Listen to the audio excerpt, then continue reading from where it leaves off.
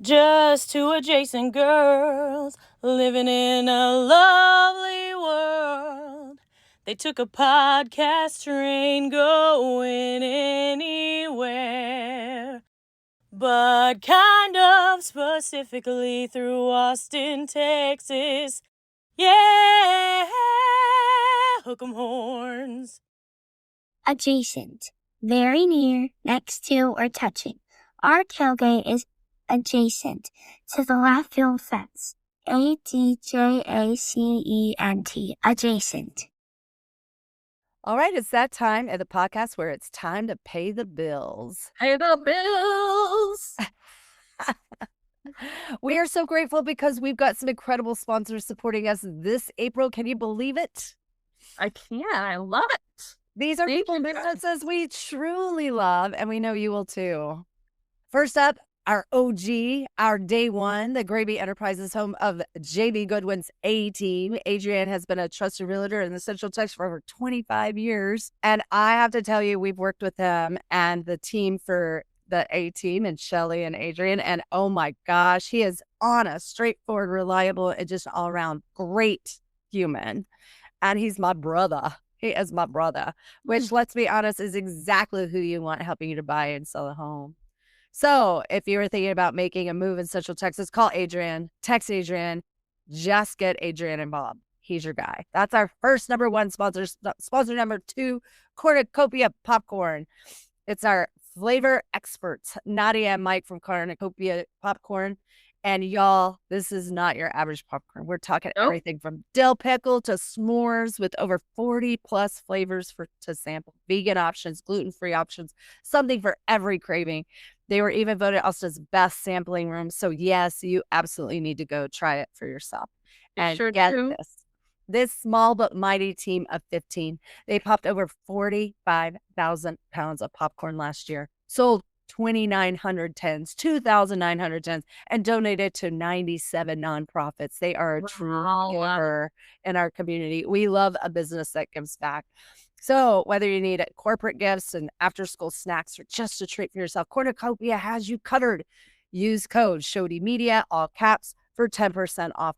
And now you can even order on Amazon. Link is in our show notes. Please go support Cornucopia, who supports so many people in Austin. Sponsor number 3, that's it. YGIM, new for April. And we are so excited to welcome a brand new sponsor this month. YGM, family owned and operated since 1998. Wow. They're serving Austin and the surrounding areas. These guys do great. Basically everything. What are we talking about? We're talking about sheetrock, painting, texturizing, popcorn sealing removal. Thank goodness. Water damage and repair, decks, siding, fencing, plumbing, electrical, handyman work, kitchen and bathroom upgrades, and even make readies for rentals or sales. They did our back gazebo area for our pergola for our outdoor pool area. And if your house is in need of any help, any kind of upgrade, any kind of just something to make it look a little nicer, call YGIM and they can handle it. Call 512-937-9604 or contact Casey Solari at yahoo.com. She's our sister. We love her. Save that number because you will need it at some point. All right, friends. If you are loving what we are doing over here at Adjacent Podcast, you can support us by joining our Patreon for only $5 a month or becoming a sponsor yourself with your company or just because you love the podcast so much. All the info is in the show notes and on shodymedia.com. All right. What do you think, Shelly? Do you think we're going to get to pay all the bills and keep the lights on? Let's keep the lights on. All right, let's get back to the show. Let's get adjacent. Welcome back, y'all. Welcome to Adjacent. And we have a friend in the house that we've interviewed before, and you probably remember him. He is a hero to us, and we know to you guys, too, to all our listeners, the people that have been following his story. Shelly, who do we have today? Our Super Bowl champion. He's our Super Bowl champion. It's Christian Bolden, Dr. Christian Bolden in the house. So exciting. Thank you. So glad to catch up with you. We want to know everything that's been going on. When are they making your book Out of the Red a movie? It's funny that you asked that. First of all, thank you for having me back. It's exciting getting to talk to you again. Um, Recently, I had a couple of people reach out to me who work in the film industry. Two producers. One is he does kind of small documentaries, going the film festival circuit, and the other one has played different roles. She was on the first season of True Detective, in some of the Screams, and in two of the Conjuring movies. So they reached out. They want to do a documentary on Out of the Red, kind of with a parallel on one of the expert witness cases that I've worked on. And so right now we're in the process of gathering the funds, to let that run. We're about a third of the way to our goal. So that's very, very exciting. Incredible. Yeah.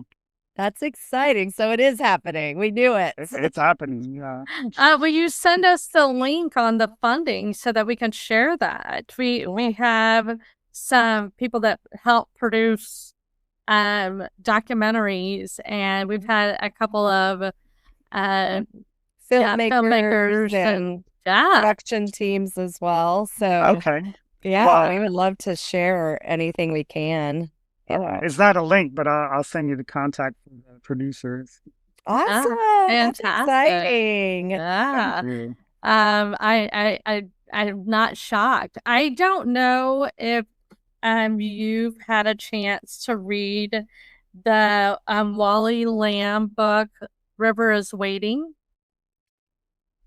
Put it on your list. Put it on your list. It is Wally Lamb is an amazing author. The audio is fantastic. Mm-hmm. But it reminded me so much of your story. Okay. Yeah, and it was very powerful, and I think having met you and then reading that book was like, oh, just so heart-wrenching. Yeah. So it was like, damn it. Yeah. I'll put it on my list. Oh, and by the way, so also on my plans is to do an audiobook of Out of the Red. Good. But that's not in my wheelhouse, so I've got to figure out how to do that. So if you know any resources in that regard, please send that my way. Okay. Yeah. We'll have to. That would be great, because I think a lot of people are tapping into their audio world because we're multitasking at so much of our days. So that would be amazing. Yeah, we'll look into that as well. I think we have some people that have gotten their books into the audio version. So that would be interesting to get those contacts going. So yeah. What's been going on in your professorship? How many classes are you teaching? What are you doing on that area? Well, I'm currently on sabbatical. Okay. Still on sabbatical, and writing up the different pieces related to my most recent research, which is, interviewing people who were formerly serving life without parole at Angola or Louisiana Correctional Institute for Women, or other people who served extremely lengthy sentences and were not expected to get out, but how they're doing, now that there were certain laws that gave them opportunities to get out. And that is, broken into several different pieces, really fascinating. Wow. So you're going deep diving into this arena and figuring out, hopefully you'll be able to create some change in this world. And I see John and Mary all went on a tour recently of Angola. And when they were leaving the Angola tour, one of the prisoners was being released. And I think it was a situation like your own, and they got to ride in the bus back with him and watch that. And John said it was extremely emotional. Yes. Yeah. So, and he also had the privilege of meeting a lot of the people that are working with Mary in the trying to get people released and getting them proper therapy and things of that sort. And like a life sentence doesn't have to be a death sentence. And there are ways of, like, especially if somebody is proven to be innocent, like yourself, how they can get out of those situations and fight for the justice that they deserve as well. So, yeah, I'm fascinated by this entire movement. And I'm hoping that it gets even more energy. So I think your documentary, what you're studying is so vital to making that change. Oh my gosh, I'm so impressed with you. Thanks. It's exciting work, but it's also mentally taxing. Yeah. I've interviewed people who've been in prison for more than 50 years, and that is hard to even conceptualize, And I've interviewed people who were innocent. That's not all of them. Plenty of them were guilty and accepted responsibility, but there were some that really did get railroaded. And then I accept people's narratives at face value, but it often I also get the records, and sometimes when you go back and look at what happened, it is the injustice is unimaginable. Yeah, I can imagine. That's so sad. Do you see a discrepancy in how things are being served by race being so different? Oh yeah. Yeah. So these are hard for me to talk about because some of the older ones, the ones who were incarcerated since before civil rights, and you look at the records, and what it ends up being is teenage Black boys who dared to date white women, and then their parents weren't accepting that, so they got picked up for a rape. And then that meant the death penalty unless they pled to life. And at that time, there really was no defense. They had to have Black lawyers who were not even allowed to question white people, and so they just had no chance, right? And so, gosh, 15 years old, and now they're in their 70s getting out, from that, and that's really really hard to reconcile. And again, actually reading it as well as listening to their narratives, you just see how they got railroaded and didn't have much of a chance. That's hard. It's terrible. It's terrible. Yeah. How is this weighing on you? How are you handling all of these stories? Thank you for doing the hard work, but hopefully, so those stories really shut me down for a while. I mean, it was just hard to process. I'm biracial. My parents, got married maybe like 7 years after Loving versus Virginia. The case that allowed for interracial marriages. So I just realized, like, in some of these cases, the woman or the girl that they were dating would still come visit them for years afterwards. And it was just. That's very hard. Yeah. I can't imagine both sides. I can't imagine the guilt that somebody I was in love with that had different color skin is in prison because of our love. Yeah. And how that weighs on both parties. Oh my gosh. I can't imagine knowing that I was a factor. Oh my gosh. Yeah. Oh man, that is heavy. That is very heavy. Very. Oh man, it's Christian. Terrible. I'm so sorry that you're having to carry this burden, but I think it's an important message to get out and to right the wrong. We need to right the wrong. Why are they still in prison? That is such an archaic. Well, yeah. I mean, these are stories that need to be told. And, part of them getting out was actually there was a civil rights division that was created that went back and looked at all these cases that were unjust and helped them get out. But I mean, there's no way to correct that, right? Their whole life was gone. Yeah. Oh, man. I can't. That is so heavy.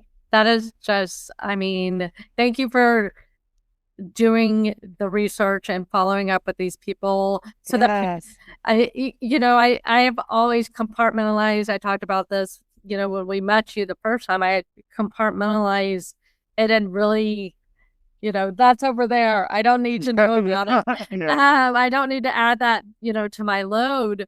But you sharing your story and reading your book and getting to know you, and now like reading Wally Lamb's and hearing these stories, it's like this needs to be shared. People need to understand this. They need to be aware of this, and it explains so much. We know quite a few defense attorneys in Austin, and they're so passionate and so understanding and so supportive. And it's just now it's like, oh, I understand why you would want to do anything in your power to keep them out of prison. You want to do anything in your power to keep them out of jail, and find the good in them and try to put a spotlight on the good. And even our judicial system here definitely does not want anybody to be going to prison. I mean, there's a heavy push for that. They're like, no, thank you. Let's try to figure out another way. And I'm glad. I hope so. I don't know. We live in our privilege, so you're not seeing both sides. Obviously, we are white women. We don't really have the battles that other people go through. And I know that there are people that are doing the good fight like you are. And I'm just shocked. I can't believe that people had to sit in prison for 50 years for being in a consensual relationship with somebody. I mean, I know it happened, but I just didn't know it was to that level. I'm shocked, but it's so disgusting. And I think the only thing that we could do so that we don't repeat history is to learn history and really understand. And you're helping uncover these stories, which is a big burden and a weight on you because you are such a compassionate person. So I'm sure seeing this and being biracial and being from a family of, two different cultures coming together, and there's nothing wrong with that. I'm so like glad that I know that and I see that, and but I live in my white privilege every day, and I don't understand why there's so much hate and still so much racism in the world. I don't get it at all because I don't think that part's gone. I think, unfortunately, that's still there. Yeah. And it's, of course, reemerging or showing itself. And as far as the justice system is concerned, it is beating your head against the wall. We've in Louisiana shifted again to even being more punitive than before, which doesn't seem possible. But they've now eliminated parole for anybody who was convicted after August 1st, 2024. They restarted the death penalty. I mean, that's normal for Texas, I guess. They put in a procedural bar that if a person gets convicted, they have 1 year to get back in court on appeal, and then they can be ignored by the courts. It doesn't matter if they find evidence that they were innocent. They could say, no, you didn't meet the time requirement, and they can just ignore them. And part of that was because they didn't want to deal with all of these corrupt cases being uncovered and having to go back and, spend resources to remedy that, and which is really tragic. It's terrible. Yeah, it is. It is terrible.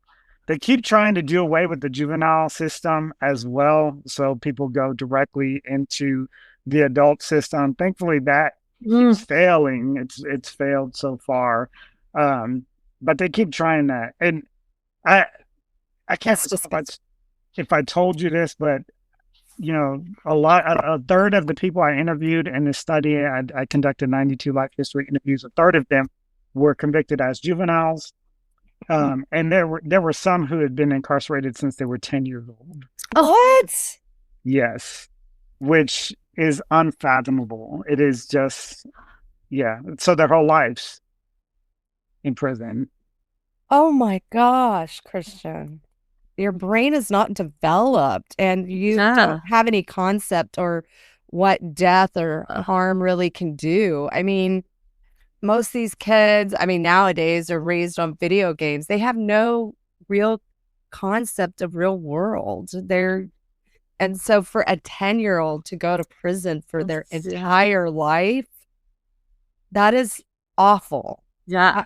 I mean, even an adult male's brain is not fully like developed until what they're 25, but some people 25, they're yeah. 32. Yeah. I know some that it's closer to 60. I mean, I'm 55 and I'm not fully developed. I mean, we all make mistakes, and that's the thing that I've talked about with kids today. And I know that you've been researching kids of the past, but I feel like kids nowadays are not allowed to make mistakes. Like there's just a harsh like reaction to them doing kid things, and I understand some kids do some brutal. I've seen it. I've watched it. Some brutal acts, but I don't feel like they truly understand what they're doing, and there should be a way for people to be rehabilitated and to move into society and go through therapies and give people a chance. I don't know. I don't know. This is insane to me. 10 years old. That is. Yeah. Are you seeing any change in like services while incarcerated? Any therapies or anything? Because there were so many. Okay, there was so much talk about that like a decade ago, and I was like, oh, I hope that's coming to fruition. But I know there's usually a little, lots of chirping and no follow through, and so the one of the main pieces that I'm focused on, which is really interesting, and this is going to be my second book. This is what I'm working on for the second book, is the transformation of Angola. It had this reputation as the bloodiest prison in the South and maybe even the country. It was 2 stabbing deaths a month, an extreme culture of rape, slavery, forcing people to become prison wives. And that happened for decades, but then over time it changed. And there was 2 significant wardens who helped change it. One who actually went undercover as a prisoner, which is just wild, especially during that violent time. And the other one that brought in a lot of education and religious organizations to help develop things.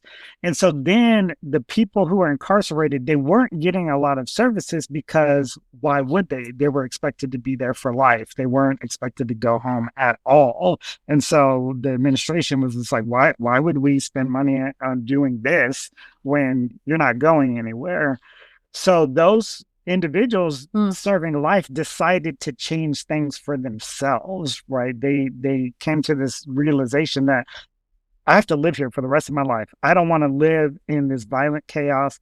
And they began to do some magical things. I mean, really, really incredible things. To the extent, one started with the violence and was like, okay, went to the warden and said, let me create a competitive boxing group. So when people have an issue with each other, they can get in the ring and fight it out in the ring rather than stabbing each other to death. And that worked, right? And that began to expand, so on and so forth. And then just so many more incredible things, to the extent that today, one of the biggest issues in Angola is fentanyl overdoses. They're having a fentanyl overdose a day. And so all the correctional officers are carrying Narcan around. And the prisoner said, hey, let us create a sober living dorm and help us get our peers off of drugs. And, the wardens allowed them to do that. So they started doing all of these things on their own to rehabilitate themselves. And a lot of these things were before the laws had changed to give them any possibility of coming out. So yeah, they created the stuff themselves versus it being provided to them. That being said, almost no therapeutic things. When I have my interviews with them, many of the men and the women, they'll break down and cry. Remind me to come back to the women if I forget, please. They'll break down and cry and say they've never told these things to anybody. Doesn't matter if they've been in there 30, 40, 50 years, they felt it's therapeutic, but I'm not a counselor, and it's just a one-time interview. So that is a major need that they're having. All that being said, I do this through a reentry organization called Louisiana Parole Project, which was created by the first juvenile lifer to be released and specifically focuses on people who've been incarcerated for 20 years or more. And they provide everything possible to them: transitional housing, help getting a job, help learning how to deal with financial things, help with technology, help with new social norms, gender norms, finding their documentation, finding any family members that might be left. So quite an array of things. Oh, wow. I love that y'all have that organization. That's wonderful.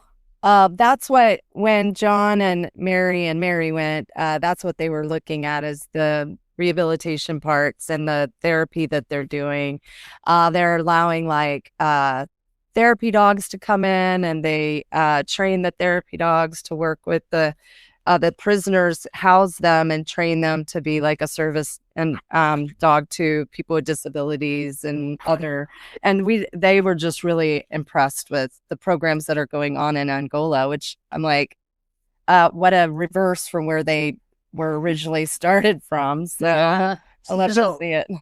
To make that even more, it used to be the dog pens there. They used to breed wolf dogs. They bred wolves and dogs together to chase down prisoners who might escape.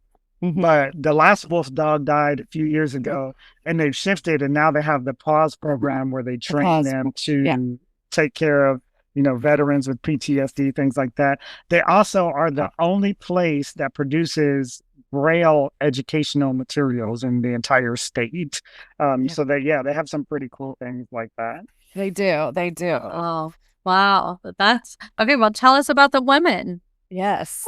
The women. Okay. So I could not believe this, but the women, in their experience, they were not allowed to show emotion. They couldn't cry. If they cried, they would get sent to solitary confinement.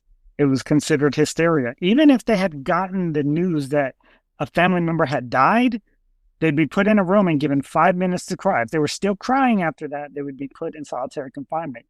And I was just I would not last a day. I would not last a day, Christian. Yeah. Shelly cries every day.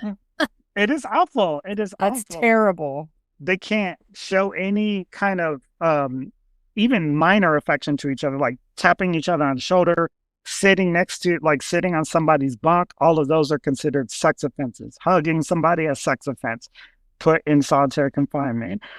There was just, I could not believe it, but the same thing over and over again. It was stunning.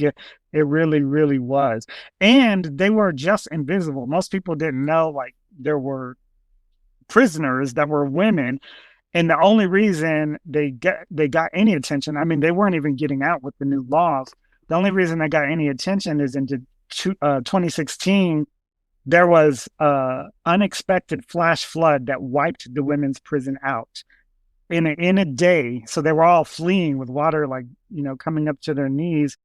And then they got sent around the state having to inhabit prisons that were closed. So they were filled with, rats and roaches, all kind of, vermin that would go in there and clean up the prisons to live in them.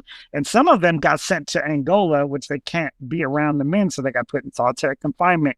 And they were there for a long, long time, in solitary confinement at Angola. I mean, the women suffered a whole lot. It was a double-edged sword, though, because due to that situation, people started noticing women, and some more advocacy came their way, and people started getting help and getting released. Oh my gosh, that's terrible. I'm That's in just shock. a nightmare. Yeah, I cannot believe that they were punished for having an emotion. Yeah. Wow. That's That's mind-blowing. That's ridiculous. I can't understand. Christian, Oh, I think your work is so important because I don't think, I mean, I'm well read, but I don't we're not educated on this. We are at not educated all. on this. Well, no one is. No one is. Yeah, That's the point, is it's out of sight, out of mind. So nobody yeah, thinks about it. Nobody knows about it. So why would there be any resolution to these things when nobody knows? Hence, nobody cares because it's yeah, not in their face. yeah. Well, But and I sorry, mean, and most prison movies, I mean, yeah, there's terrible parts in them, but usually there's like, you know, kind of this message of redemption and moving forward, you know. In a prison movie, you'll see like the sad and horror of it, but it doesn't like do it the full justice. the full Like it doesn't paint the full picture. It doesn't give the um or they paint like there's these shows where it shows like the criminal's point of view and then the victim's point of view, and a lot of times like the prisoner has a skewed point of view that doesn't match what the evidence says, and so then they paint that prisoner as like delusional, you know. But also when somebody's acting outside, when they're in their, you know, their fight, flight, or freeze brain, they're not thinking fully. They don't see the full picture of what's going on always, you know. Absolutely, absolutely. And I'd be remiss to not say this. The majority of the women, especially the women lifers, are there for killing their abusers.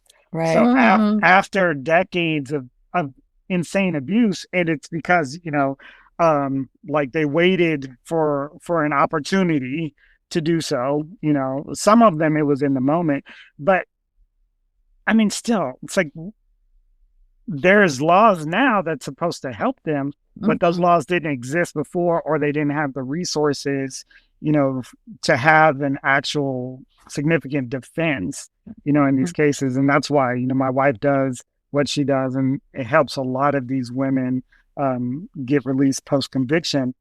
But it's crazy. Not only that, there's also women who are there as principal, meaning they were present when their abusive significant other killed somebody else.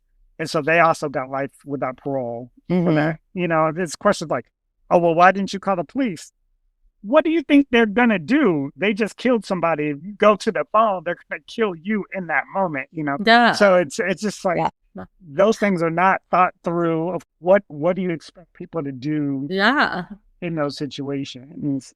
Yeah, because our instinct is to survive. Right.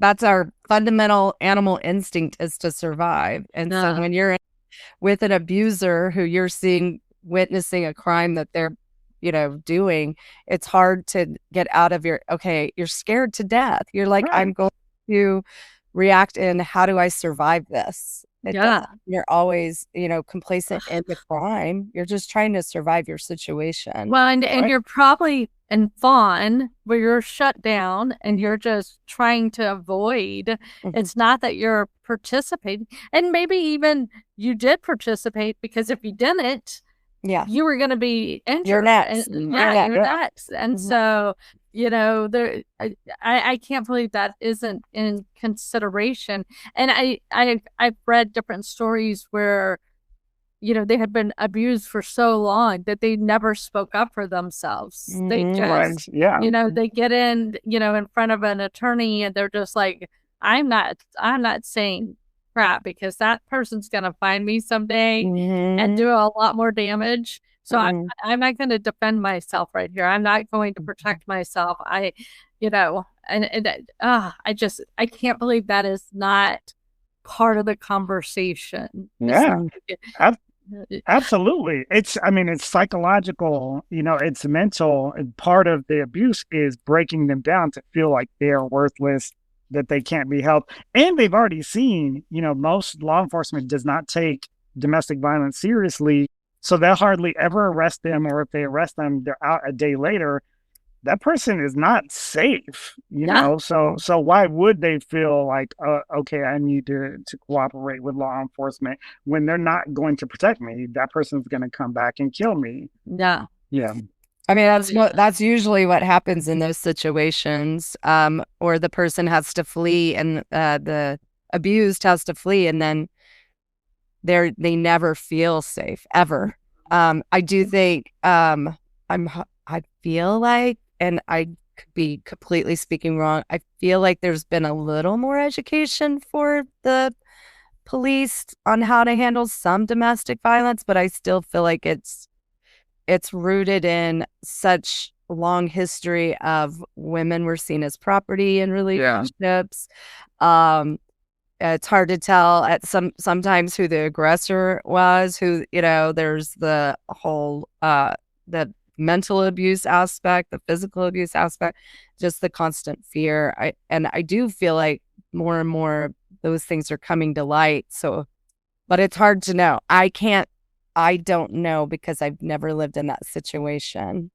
So and we live in Austin, and one of our really good friends works for the police department training division. Mm-hmm. We've had quite a few of them on the podcast, and their training and everything it's not to the level it probably needs to be, but I think they're trying, but it's not. Well, but I in Austin, it's probably more progressive than most of the country. No, just being in Austin. But we also have a defunded police state situation. So they might have their resources really stretched pretty thin. They are very stretched very thin. But I don't know. I think that's the key, Christian, is getting the word out. That's the start. But in a perfect world, I think, what do you think would help to change the prison systems and getting people the help and the rehabilitation that they need? What do you think it starts with? So I think education is very, very important. And like you said, Austin's probably a bubble. New Orleans is probably a bubble. Mm-hmm. Ray teaches a lot of classes in this regard, and I'll say she had a student just now say that she tries to talk to her family back home, wherever that is, about it, and the family's like, oh, these are things you don't talk about. You're not supposed to talk about these things. You're not even supposed to learn about these things. And that has been the problem, is lots of bad things happen because we keep it quiet, right? We don't discuss, we don't educate. So that's the first piece, right? The second piece is really changing people's minds on what we're doing with punishment. So we've always been so retributive, but what is the goal of that? Everybody hates paying taxes, but then they like putting people in prison and don't realize that's what they're paying taxes for, right? Okay. But the majority of people that I interviewed, even though they were in for life and did not have the hope of getting out, the moment they went in, they never really got in trouble again, other for like minor things, like they had an extra tomato in their They cried. They cried, right? But so people make horrible mistakes, but it's usually an acute situation where their life is just collapsing all around them. They don't even have a criminal background before that. Everything just fell apart, and they made a terrible mistake in that moment. But they don't have, any criminal acumen. Mm-hmm. And so it isn't necessary really to just eliminate them for the rest of their life, right? You can help rehabilitate, change, things like that, right? Even the ones who went into prison and acted crazy for a while, which there were some, and most of them felt lost. It took maybe 10 years for them to get their act together. And then they did. And then they were fine after that. So what is the true purpose, really, other than just pure straight up retribution? And I can understand some victims' families feeling that way. But to be fair, not all of them feel that way. A lot of them feel like that's enough time. The person has served enough time. Let them come home, right? Let them show that they're rehabilitated. Um, but other than that, there's no real reason to keep doing what we're doing other than we just kind of forget about it and we get this narrative pushed on punish, punish, punish. This person's a monster. No, they're not. They're just a person that made a really, really bad mistake. There's not a million serial killers like people, seem to perceive from the TV or not. Yeah. Yeah. No, just would you have like any documentaries, books, movies that you would recommend to help educate us? Because I feel like we're so in the dark on many of these things. Yeah. Yeah. Well, yes. I mean, I teach on which I show lots of different documentaries there. So depending on a particular thing. So to start, this is an older one. There's a documentary called Juvies. And it's really fascinating because you see these juveniles who are facing really significant sentences, 50 years to life, etc. And some of them have done, bad things, but they also interview like the public and ask the public, like, should they be punished? The public says yes. And they're like, how long do you think they should be punished? And the public's like, 2 years, 5 years, some rehabilitation. And then when the public finds out that they're going to prison for 75 years, they're like, whoa, that's not something I support, things like that. And just showing, the backgrounds. A lot of these kids, I view, people are blank slates, but they came from really terrible circumstances, abuse at the home, extreme poverty, growing up in gang environments where there didn't seem to be anything else and they had to survive those situations. But, give them a new start. And they can be fine. They can be a very productive citizen. They can add a whole lot to society versus simply throwing them away and having all the taxpayers pay for them to just sit in prison for the rest of their life. So Juvies is good. You have to ask Ray on the domestic violence ones, but there's quite a few of them. And I can't think of them right off the top of my head. But they'll come as we're talking, I'm sure. Yeah. No, if you think of a list, send it and we'll put it in the notes. And I think that would be great. I'll definitely check out Juvies. I think the more we learn about it, the more helpful it can be.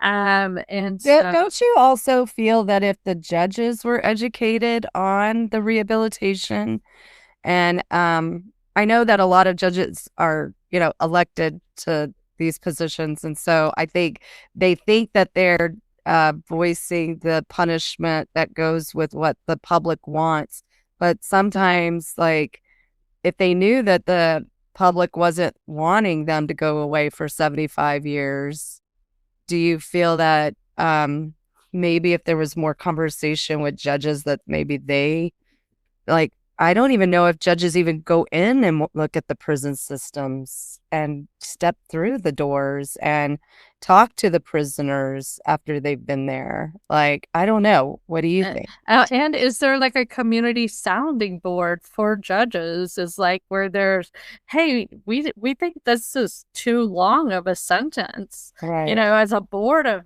community members going, hey, this is a kid who's been abused his whole life.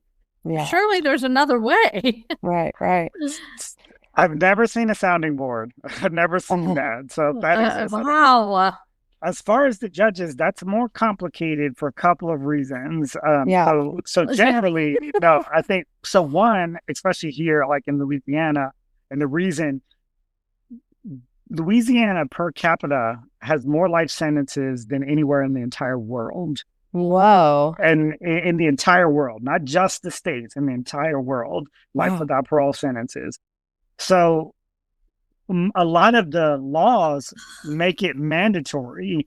So first degree murder is death or life without parole. Second degree murder, which I think is the most problematic, is automatic life without parole. So the judge has no discretion. So it didn't matter if a woman killed her abuser. It didn't matter if that particular case, had it been in another state, would have been considered stand your ground. It didn't matter. It's automatic life without parole. And some of the judges even lament that, saying, I don't want to give that person this sentence. They have no choice. Wow. Attempted second degree murder, automatic life without parole. Principal, just being there, automatic life without parole. During certain years, armed robbery was 99 years without parole. So some of it is the sentencing structure. Sentencing. Yes. So that being said, there was another thing with Angola, which is really unique, and it was created by the judges. Judges, and this is for shorter sentences, though. They created a reentry system where if a person received 10 years or less, they could actually go to Angola, learn from the prisoners there serving life, learn social and peer things, and also be trained in some type of vocation. There's 30 vocational things there. And if they succeed through that program, they can get out in 2 years. And they bring in businesses to promise them jobs, right? So they have a job already coming out. They could get out in 2 years. They'd be on pretty intensive parole. But that helped people, really get a good start, a new start. And that was completely initiated by different judges working together to stop recidivism. That being said, you also have judges that are, they're trying to pass a law now to kick people off the bench once they turn 75, because the judges won't get off the bench, and a lot of them are stuck in their ways, viewing systems that are very old, as what it still should be, and not applying any new knowledge. So there's that issue too. So it's kind of across the board when it comes to. Yeah. Well, I didn't even think I wasn't even thinking about the lawmakers. So I think lawmakers have to go and talk to prisoners and go see the places that they're sentencing them to. Now, Christian, I will say, and our taxes are paid for. Yeah. Right. I mean, that is, I don't think, I know it happens, but I don't think I've ever put the one in, that together. Right. And it is not I have this thing where it's like, what are 5 things that you're passionate about? This is how I vote, the parks, education, Yeah. and prisons isn't on there. That's not where I'm going to spend money. But this might change your mind. You might see it in a completely different way. Another thing, Christian, I have to also say, even though we've had people that, have some crime, things here and there that either has been inflicted on them or, but I've never really been a victim of a criminal situation. So I don't know how I would react if somebody that I loved dearly was harmed in that way. I don't generally like to think of myself as somebody that would be totally retaliating, but I don't know. I'm just speaking honestly for you. I've never, lived in that world. So again, I'm sitting on my privilege over here, not having experienced that to that level, because I don't know how I would react. I would think that I would want the rehabilitation. I've never been one for the death penalty because I don't think it's very fair that we put that on another person to administer the death penalty. Mm-hmm. But I've just never, had to live in a situation where I was a victim of that. So, but I'd like to hope that I would want there to be a fairness to it, and that somebody would, multiple lives wouldn't have to be damaged if there was, I just don't know. So I'm just speaking openly about that as well, It's a fair point, and I think it's one of the biggest issues. The thing is, you never will know, right? Unless it happens to you, you don't know how you're going to respond. You don't know how you're going to feel. And it's not across the board. Everybody feels different. So Right. in these cases, a third of them, the family was still wanted retribution. Like, no, I don't want this person to ever be out, right? I want them to be punished.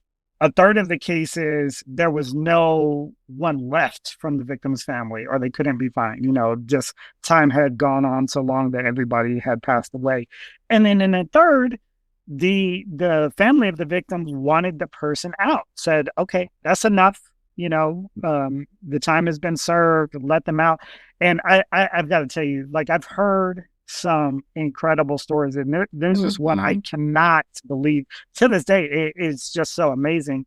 And it was a kid, and he had gotten on drugs. He was actually a middle class kid, and he got on drugs just from the pressure. And so he's of trying to, maintain in sports and education.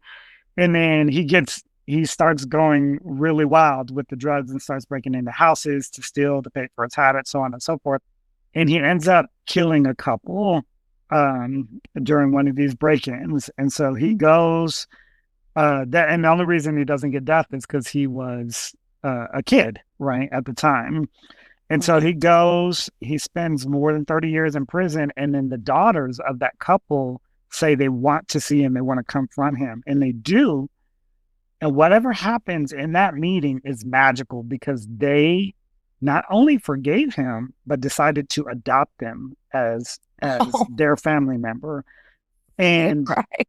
and That is so I mean, lovely. they advocated for his release, and he was released. I mean, it's stunning. And so the power of human resilience and capacity for forgiveness can be incredible.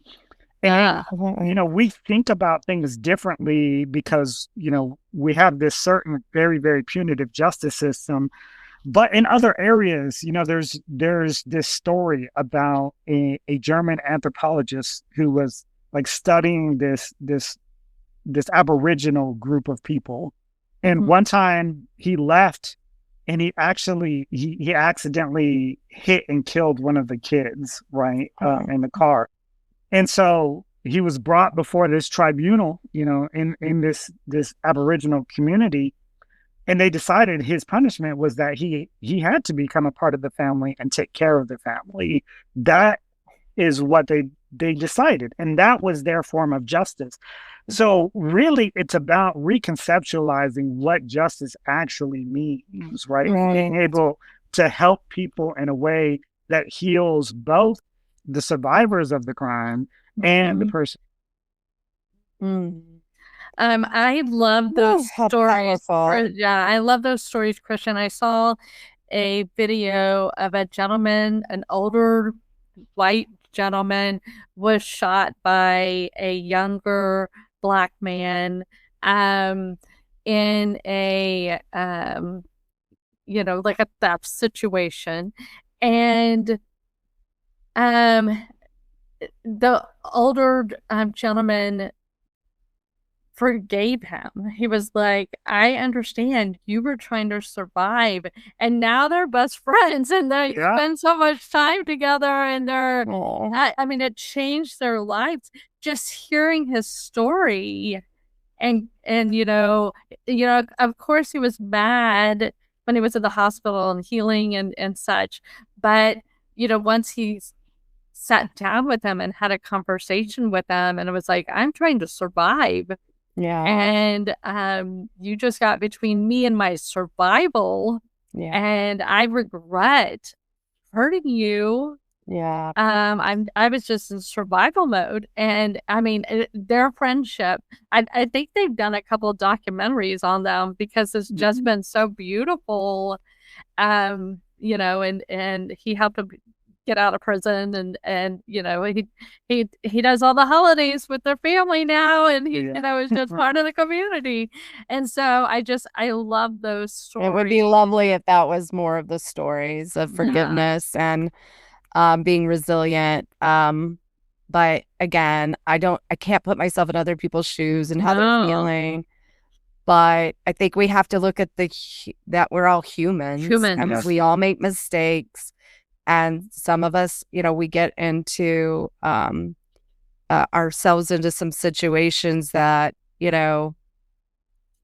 maybe, I mean, we don't always make the best of choices. We have human instincts, we have animal instincts, and sometimes it doesn't equal a good, ending. But, I think there is room for people to rehabilitate. There is room for our justice system to look at what is true justice, what is like overdoing it, And when you just want people out of sight, out of mind, is that what's best? I mean, it's so sad to me. Like it's like they're disposed of, and then we don't get to see them get a chance to come out of their story on the other side. I'm not talking about those true horrible like serial killer types that Right.